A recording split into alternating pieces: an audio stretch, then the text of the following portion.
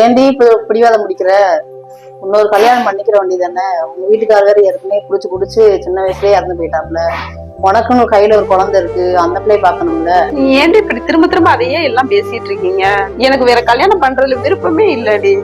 எனக்குன்னு என் குழந்தை இருக்குது, அதை கஷ்டப்பட்டு நல்லா படிக்க வச்சு நல்லா ஆளாக்கணுங்கிறது மட்டும்தாண்டி என்னுடைய விருப்பமேமோ. வேற எந்த சிந்தனையும் எனக்கு கிடையாது. திரும்ப திரும்ப எல்லாம் இதவே சொல்லி சொல்லி என்னை ரொம்ப கஷ்டப்படுத்துறீங்க. நீ அதை பத்தி பேசாத. ஏய், யாரோ காலிங் பெல் அடிக்கிறாங்க, நான் அப்புறம் பேசுறேன். அண்ணே வாங்கண்ணே. என்னம்மா காசு வாங்கிட்டு ஒண்ணும் பதில் சொல்லாம இருக்கீங்க? புருஷவரை செத்து போயிட்டா என்ன வழி சொல்ல போற?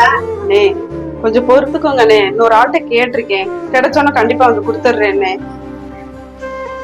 இங்க பாரு, உனக்கு சின்ன வயசு, நீயே ஒத்த கஷ்டப்படணும், கொஞ்சம் அனுசரிச்சு போ. பொறுக்கினாங்க ஏண்டா? ஆம்பளை இல்லைன்னா உனக்கு அவ்வளவு கேவலமா போச்சா?